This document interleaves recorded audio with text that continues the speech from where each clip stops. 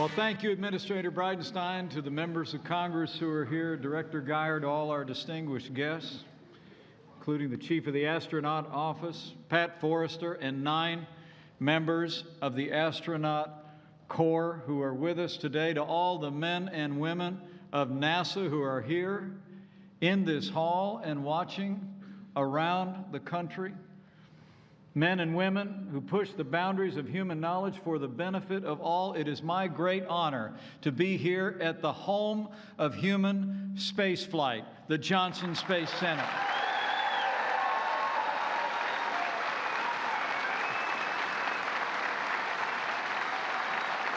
So proud of you. It's great to be back. And before I begin, let me bring greetings from a great champion of American leadership at home and in the boundless expanse of space. I bring greetings from the 45th President of the United States, President Donald Trump.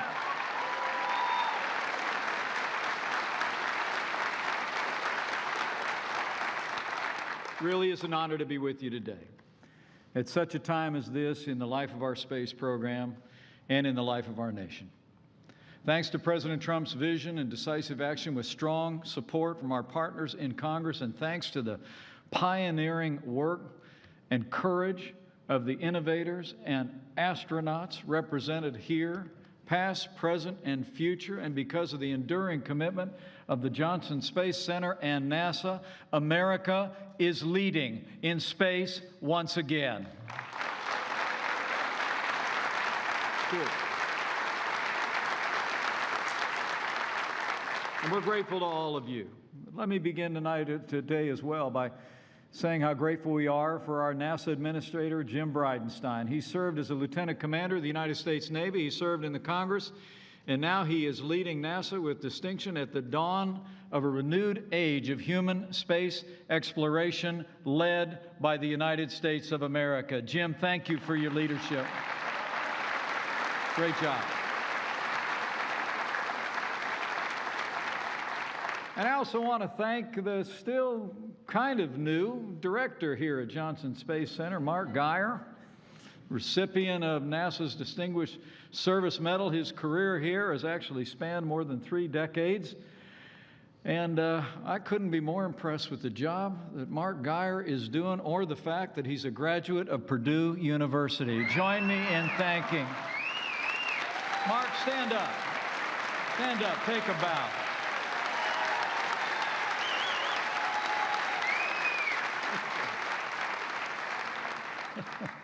I also want to thank a few other people before we get going. I want to acknowledge your 2 senators who are both champions of this space program. I know they're not with us today. They're working on Capitol Hill, but join me in thanking Senator John Cornyn and Senator Ted Cruz. They fight for this space program every day.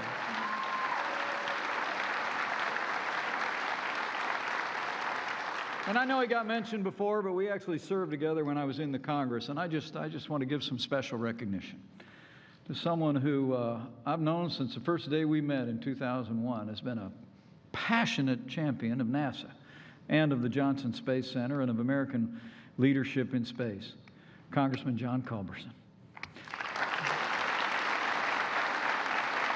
It's true. You got to know, Congressman Culberson is not just a congressman from Texas. He's the chairman of the subcommittee that oversees the budget for NASA. And because of President Trump's leadership and vision, and because of the strong support of Congressman Culberson and our bipartisan support in the Congress, President Trump signed the largest budget for NASA since the days of the Apollo program. Thank you, John. Great. We really thank them all. So it's great to be back at the Johnson Space Center. Today I got to look around a little bit, and I was like a kid in a candy store. I'm telling you what, it was amazing. Talking to astronauts training at the Neutral Buoyancy Lab, I looked at some lunar samples. I was told that the samples we were looking at, still encased, haven't been opened since they were gathered nearly a half a century ago. And it was my privilege to wander around this place with a great American, a hero of Apollo 17, and a man that all America is proud of, one of the last two men to walk on the moon. Jack Schmitt, it is always an honor to be with you. Thank you for your leadership.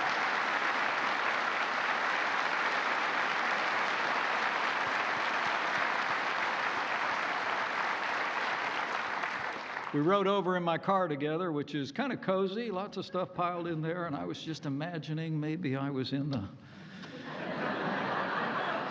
me and Jack Schmitt in close quarters. Yeah, right. As close as I'll ever get, Jack. Thank you. Thank you for your leadership and your courage and your commitment. A member of the User Advisory Group advising the National Space Council to take NASA to even higher levels. Thank you again, Jack.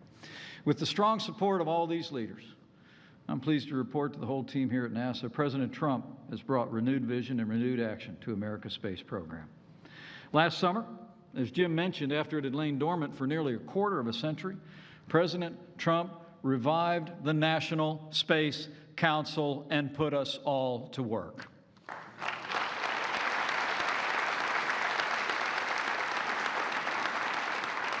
As we speak, the National Space Council, bringing together all different agencies of government that bear on this program and bringing together the best minds in and around American space leadership. We're forming a cohesive and comprehensive strategy for America's space activities. It's my honor to serve as chairman, and we've already forged new partnerships between the federal government, leaders in industry, and academia.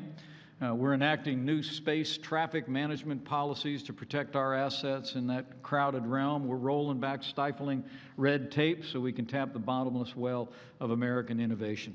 We're also renewing our national commitment to discovery and to exploration, and to write the next great chapter of our nation's journey into space. That's why last December, 45 years almost to the minute since Jack Schmitt and Gene Cernan landed on the moon, President Donald Trump signed Space Policy Directive 1. It is now the official policy of the United States of America that we will return to the moon, put Americans on Mars, and once again explore the farthest depths of outer space.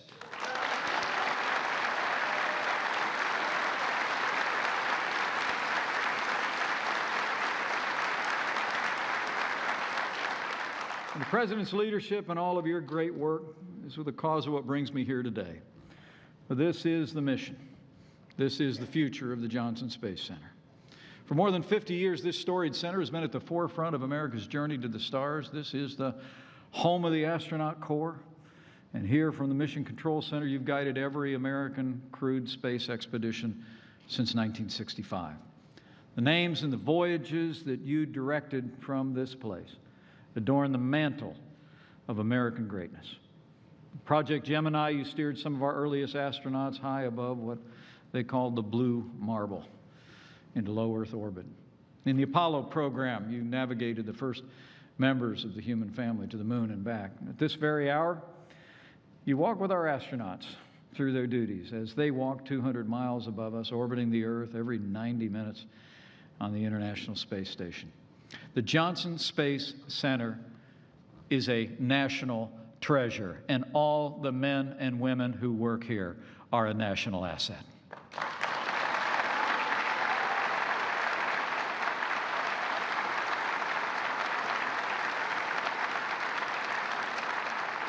I have to tell you, I'm just speaking as a small-town guy from southern Indiana, but I know the American people admire. They admire the work done here, past, present, and they look for even greater things in the future here at Johnson Space Center.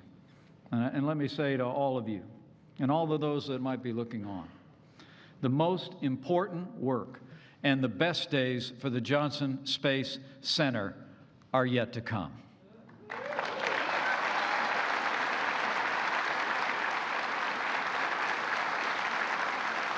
Count on it. Our administration has laid out a new vision for space.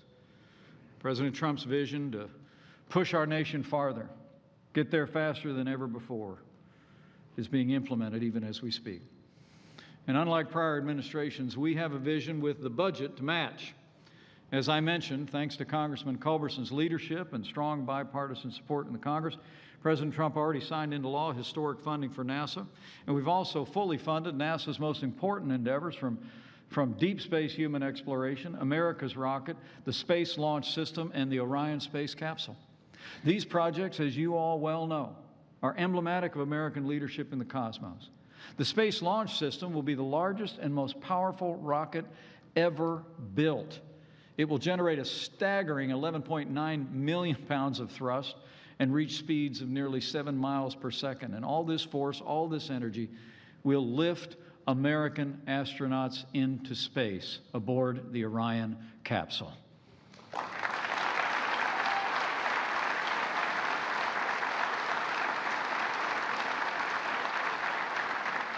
I just saw one of those Orion capsules floating out in that big tank.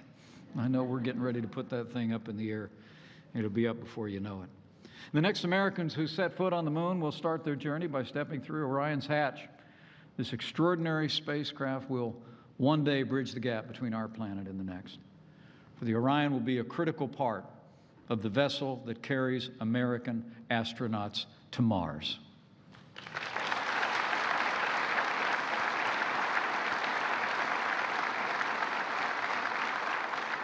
And you here at the Johnson Space Center will guide these journeys.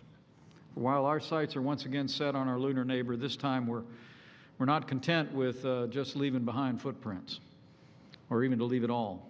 This time, the time has come, we really believe, for the United States of America to take what we have learned over these so many decades, put your ingenuity and creativity to work, and establish a permanent presence around and on the moon.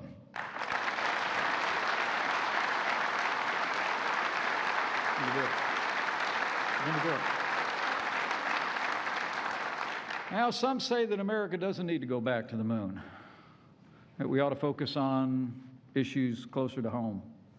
That attitude was probably best described in one of my favorite movies called Interstellar. Remember that scene on the front porch? It was an incredible quote.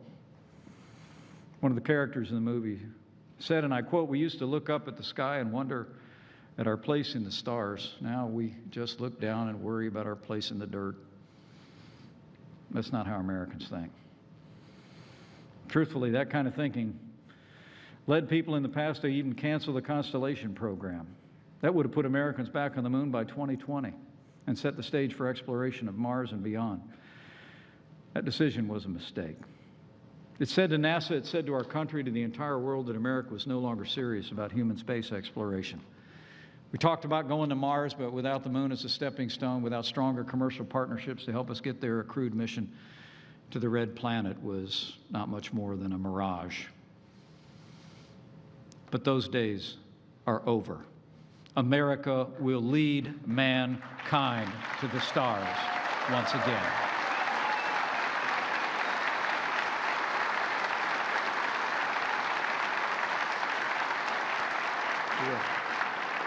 Our administration has restored the moon as the focal point of our national space activities because we recognize its pivotal importance. And that's why, under President Trump's leadership, our administration is swiftly advancing the most important precursor to outposts on the moon and the mission to Mars, the first space station that will orbit our nearest neighbor, the Lunar Orbital Platform. Last year, NASA began to work with American innovators to design this Gateway's unique electrical propulsion system. We're working with the Congress to provide an unprecedented $500 million to move the Lunar Orbital Platform from proposal to production. We're only a few short years away from launching the Gateway's first building blocks into space, turning science fiction into science fact. And our administration is working tirelessly to put an American crew aboard the Lunar Orbital Platform before the end of 2024. Men and women of the Johnson Space Center, it's not a question of if, it's just a question of when.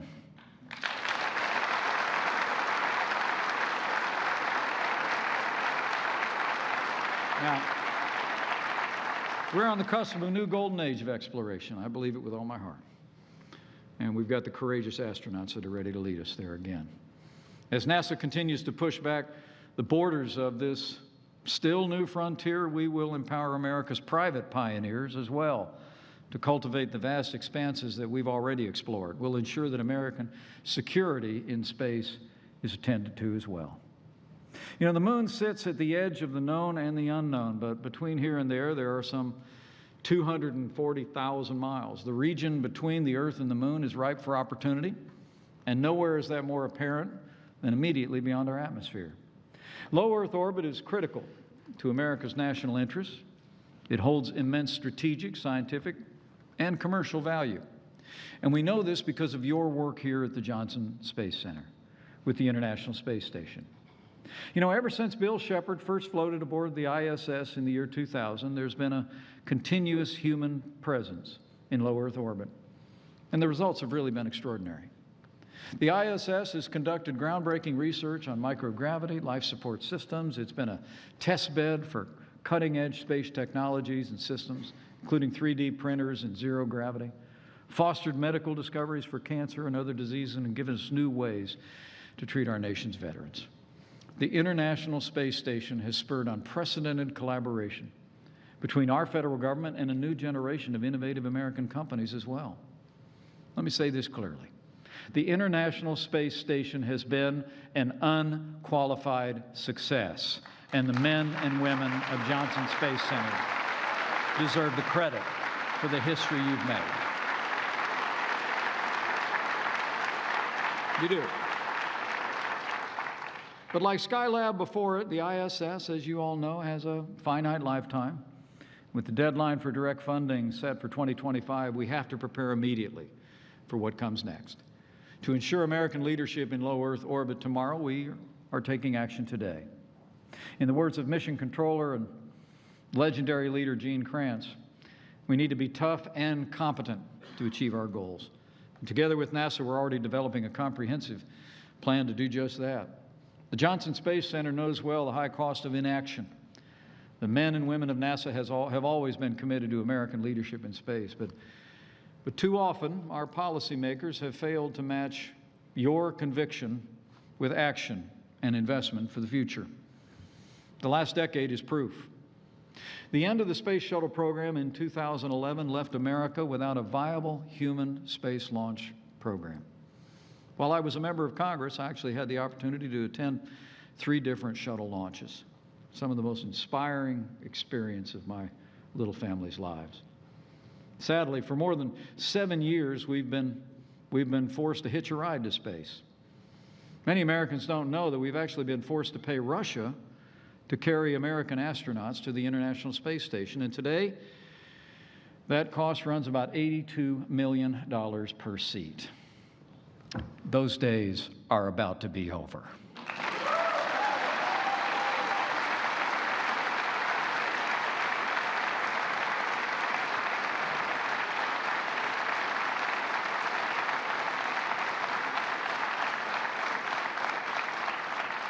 I'm going to make you a promise. Soon and very soon, American astronauts will return to space on American rockets launched from American soil.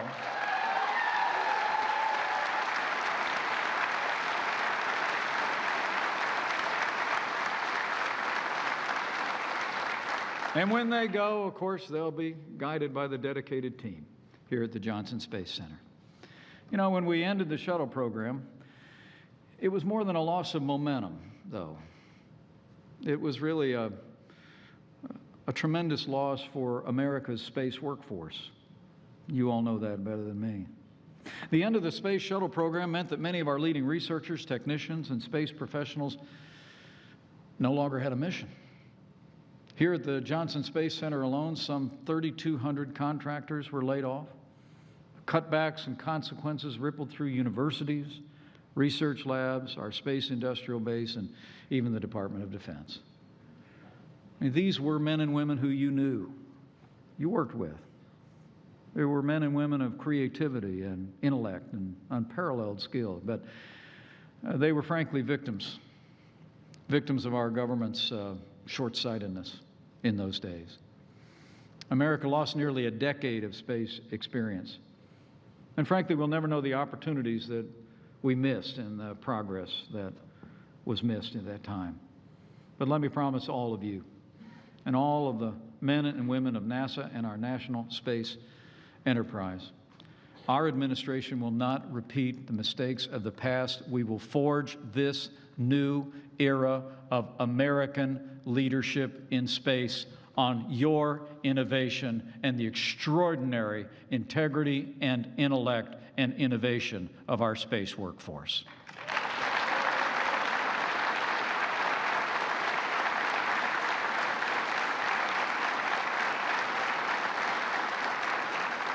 The Johnson Space Center has already given us a glimpse of what the future will hold. This center is now a thriving hub of partnership between the federal government and America's pioneering space companies. You've worked closely, and Mark and I were just talking about this, you've worked very closely with private industry to deliver critical cargo and material to the International Space Station through the Commercial Resupply Services, which has already successfully completed 23 different missions with more on the way. As we speak, you're making remarkable progress on the Commercial Crew Program. Earlier this month, as President Trump celebrated himself, NASA announced the astronauts who will conduct the first flights on Boeing's Starliner and SpaceX Dragon, and they'll be going as early as next year.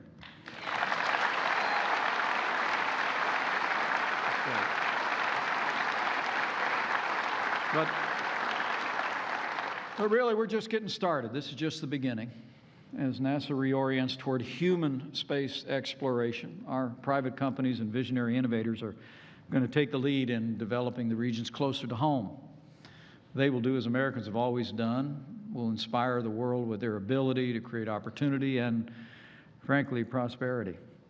Not out of thin air, out of nowhere. And our administration, as we speak, is working with the Congress to give NASA the funding you need to ensure that these new space pioneers are given the freedom and the flexibility to be able to develop what they should develop and make it a smooth transition to an exciting future of collaboration. The Johnson Space Center is going to continue to play an essential and irreplaceable role in navigating America's future in low Earth orbit. You can count on it. America will not ever abandon the critical domain of space. We will open the way for innovators and development, and we will lead once again in human exploration.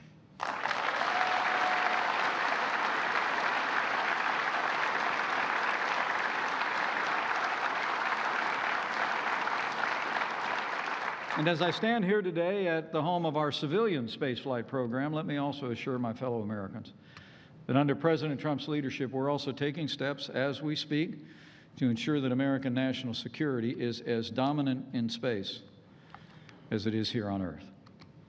We're already deploying new technologies and more resilient satellites. Earlier this month at the Pentagon, it was my privilege to lay out President Trump's plan to establish a sixth branch of our armed forces, the United States Space Force. The United States Space Force, we believe, is an idea whose time has come. Just as our nation established the Air Force to ensure American dominance in the skies in the mid-20th century, in this still new century, we will create an armed service devoted solely to advancing American security in space. And the need is real. Just this week, the Pentagon released a report showing that China is aggressively weaponizing space. Russia, too, is developing and testing new and dangerous weapons and technologies to counter America's space capabilities. Well, let me assure my fellow Americans here, our administration is committed to keep America ahead of our adversaries in this critical domain. And as we speak, the Department of Defense is moving forward with initial steps to strengthen American security in space, and we will continue to work with both parties in Congress to provide the necessary authorities and funding to stand up a new branch of our armed forces. And the United States Department of Space Force will be a reality by the year 2020.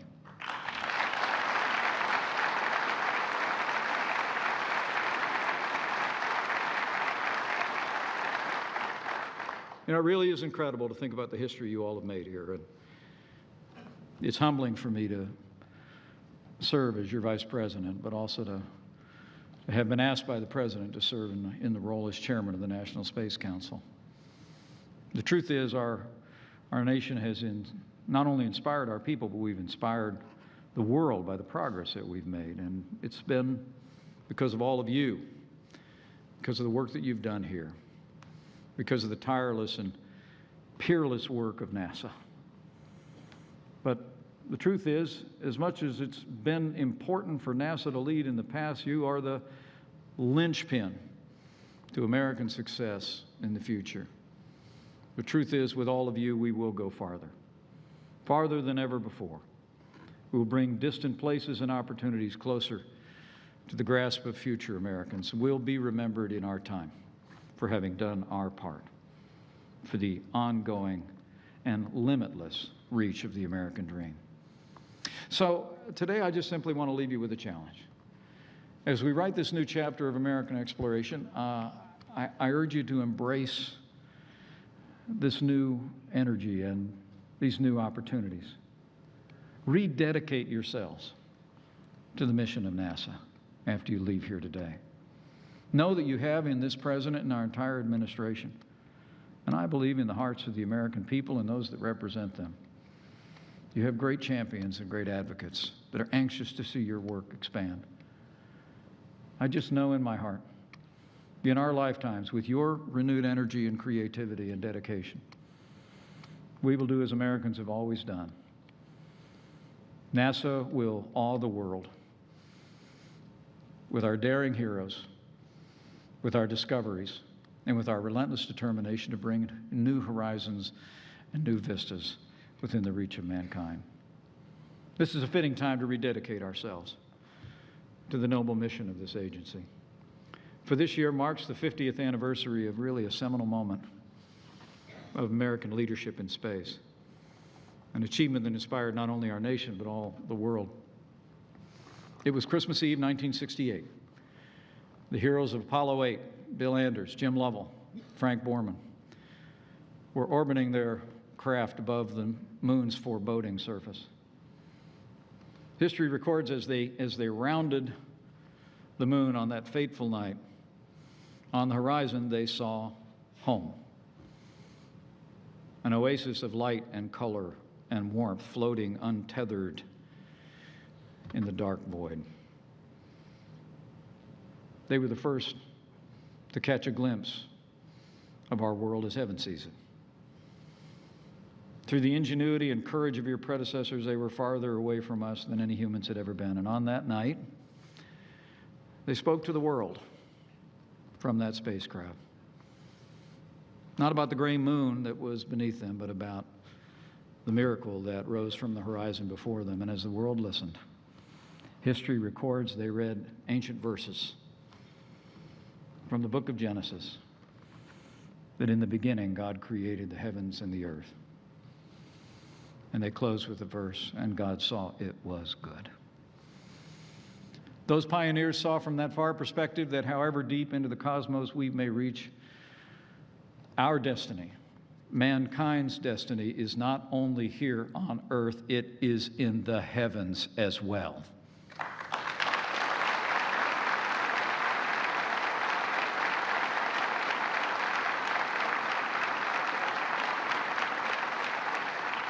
So men and women of the Johnson Space Center, men and women of NASA, here and watching around the country, let's go forth and meet that destiny together and do what Americans have always done. Let's seize it with ingenuity and courage, and let's seize it with faith.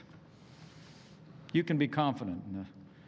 The American people have faith in all of you. We've seen what you've done before and those that have served in your positions before, pushing the boundaries of human knowledge, forging a new era of American leadership in space.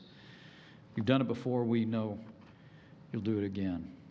We go forth with faith in the ideals that bind us together as a nation and give us purpose as a people. Ideals that America will take freedom into the farthest reaches of this new frontier as well. And finally, to those of you who will guide this mission on a personal level, I want to assure you that millions of Americans will carry you in their prayers. And they have faith and hope you have confidence that as you go, you do not go alone. That millions of Americans will claim that ancient promise that if you Rise on the wings of the dawn. If you go up to the heavens, even there his hand will guide you. His right hand will hold you fast. Our heroes will go with the prayers of the American people.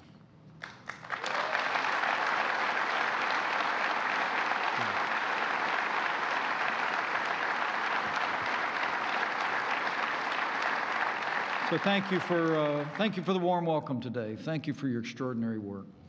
I leave here today more confident than ever with the renewed commitment of all of you here at the Johnson Space Center and all the men and women of NASA who are advancing America's space enterprise every single hour of the day. With the strong leadership of President Donald Trump and a renewed vision for American leadership in space, led by the President, supported in our Congress, with strong support of the American people, and with God's help, I know that our nation has a brighter future than ever in the boundless expanse of space, and we will lead into that future together. Thank you. God bless you, and God bless America.